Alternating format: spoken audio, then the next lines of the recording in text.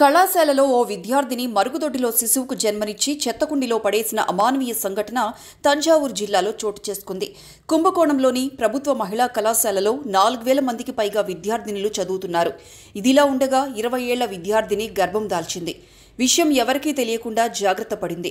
శుక్రవారం తరగతి గదిలో ఉండగా ప్రసవ నొప్పులు రావడంతో వెంటనే మరుగుదొడ్డికి వెళ్లి ఆడ శిశువుని ప్రసవించింది. అనంతరం యూట్యూబ్ వీడియో చూసి బొడ్డు కోసింది. అనంతరం బిడ్డను కళాశాలలోని చెత్తకుండీలో పడేసి చెత్తతో కప్పేసింది. తర్వాత ఏం జరగనట్లు వెళ్లి తరగతి గదిలో కూర్చుంది. రక్తస్రావాన్ని గుర్తించిన తోటి విద్యార్థినులు అధ్యాపకులకు తెలిపారు. దీంతో వారు 108 అంబులెన్స్ను పిలిపించి కుంభకోణం ప్రభుత్వ ఆసుపత్రికి తరలించారు. అక్కడ వైద్యులు ఆమెను విచారించి మళ్లీ కళాశాలకు అంబులెన్స్ను పంపించి శిశువును తీసుకొచ్చేలా చేశారు. బిడ్డకు వెంటనే చికిత్స అందించి బ్రతికించారు. ప్రస్తుతం తల్లి బిడ్డ క్షేమంగా ఉన్నారు. ఘటనపై నాచియార్ కోయిల్ మహిళా పోలీసులు దర్యాప్తు చేపట్టారు.